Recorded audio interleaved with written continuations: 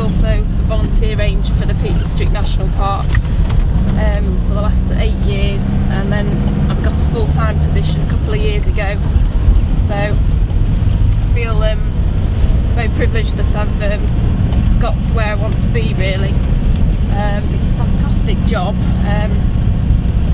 The National Park is my office, or one area of it, so I feel very lucky to be able to go out and work in all different types of landscape, and we're meeting different landowners, working with the public.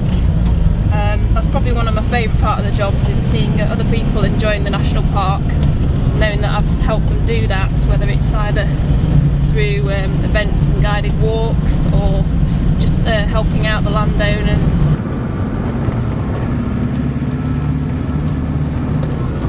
Part of the role of being a ranger involves periodically going out and monitoring scheduled ancient monuments around the Peak District National Park. These tend to be, more often than not, bowl barrows, but occasionally they can be ancient crosses in churchyards or at particular sites. And we monitor them, we fill in a survey form, we look for things like damage from rabbits or other animals, diggings, if there's scrub encroaching on them, so it's sort of covering the profile of them, anything like that. And then we report back to our archaeology department, our cultural heritage team, and then the information goes to English Heritage as well. And then if there are any threats to the conservation of these scheduled ancient monuments, which are of national importance, then English Heritage make an assessment, and then we can take action if we need to mediate any problems.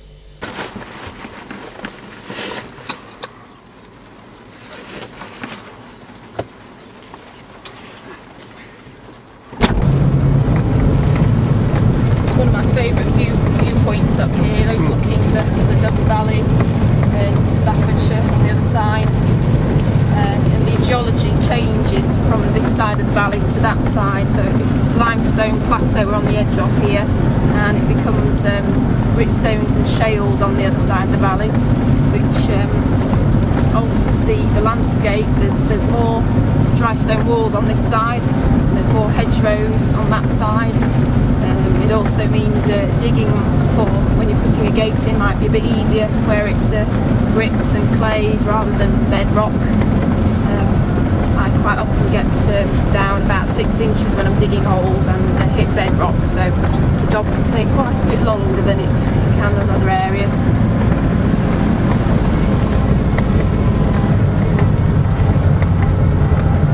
Just coming into Hartington now. This is one of the busiest villages in the White Peak. It's a honeypot village, traditionally known for its cheese making. There is a cheese shop here, though the factory at the moment is closed down. But it's a typical White Peak village with a nice village green and a duck pond, but can get very crowded in the summer. So I might be helping visitors who are passing through, or working with the locals if there's particular areas of conflict that arise from all the different people coming to the village.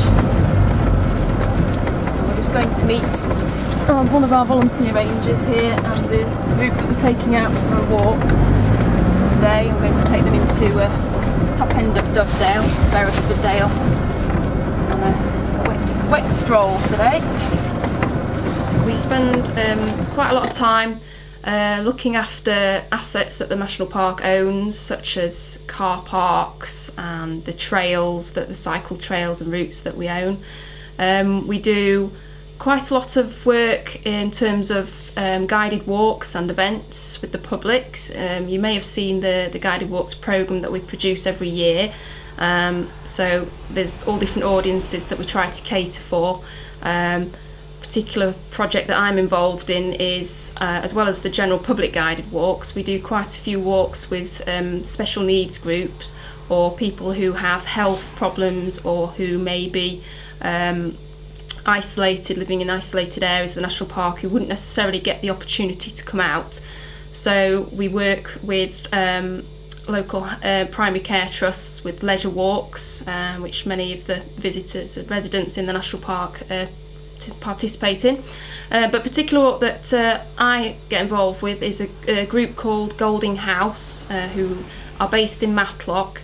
It's a charity for adults with learning difficulties, and myself and one of the other full-time rangers work quite a lot with them, with a whole group of volunteer rangers to do regular guided walks. Nothing too onerous, just a gentle walk to get them out into the national park, to appreciate the different areas and stimulate the senses. A bit of exercise as well. The group that we take out of them really come on in the last 2-3 years that the project's been running, and at the end of the day we all have a giggle and we have a good time.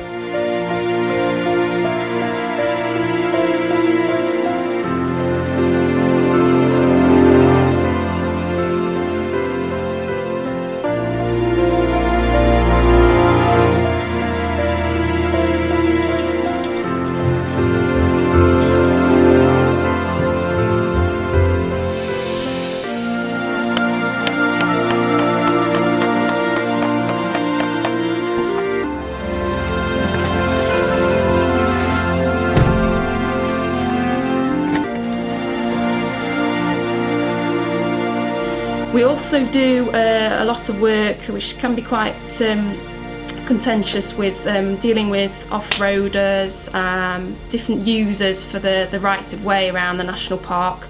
There's always going to be conflict between cyclists, walkers, landowners and motor vehicle users.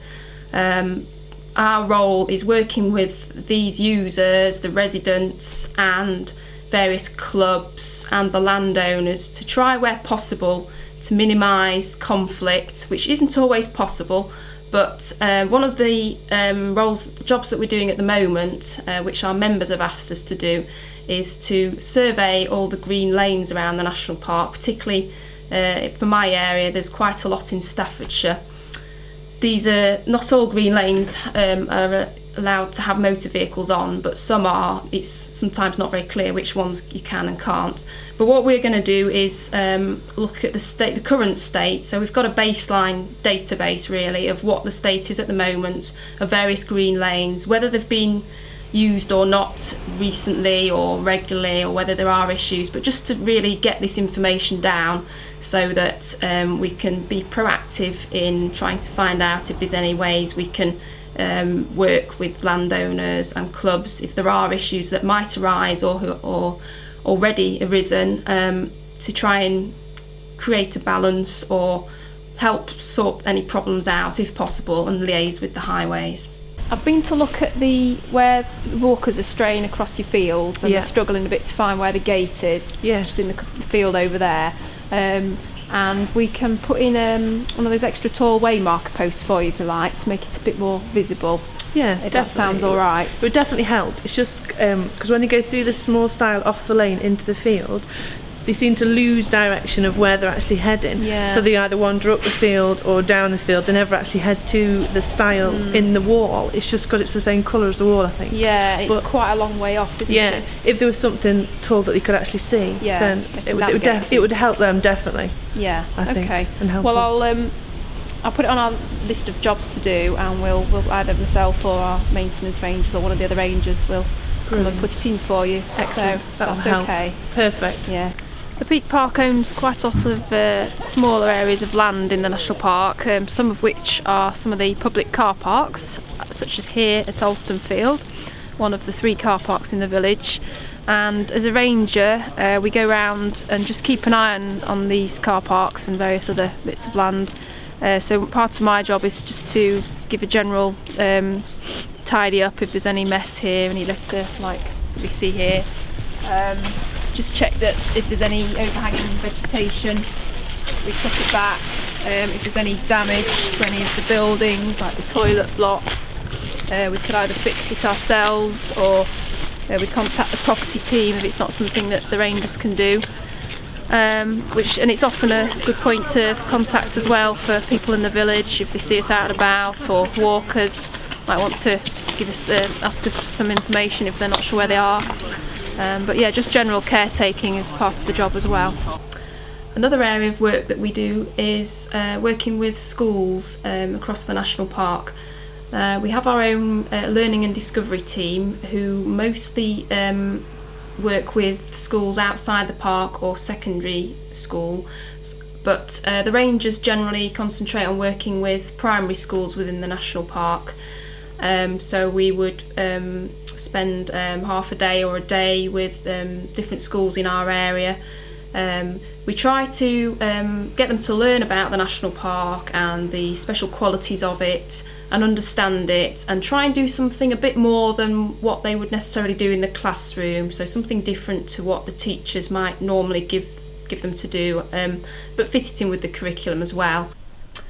One area of work that we're doing with schools in the national park is a project, a Tudor interpretation project, which is based at an education centre further up in the Dove Valley, and there are documents relating to the Tudor period when a family lived there and had to fight over the land called Under Whittle, and the project is really to get the school children to understand about the importance of wills and writing a will, and also about how farming in the Tudor period was sustainable, how they had to live off the land and within their own means, and comparing it to how we live today and how the farming industry is very different.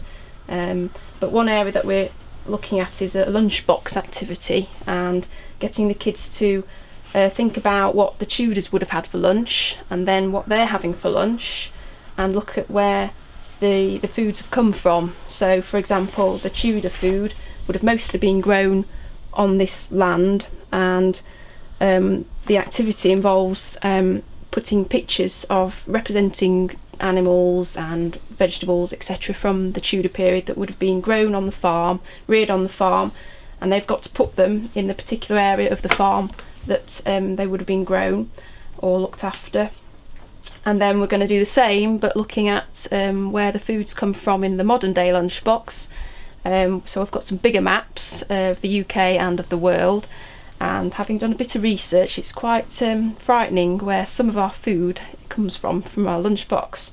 So it's just to really get them to think about the food miles and how the Tudors just lived within their means, really, and there was no such thing as long distance freight, and everything had to be grown basically pretty much on the farm. But another area of work that we do is also emergency response.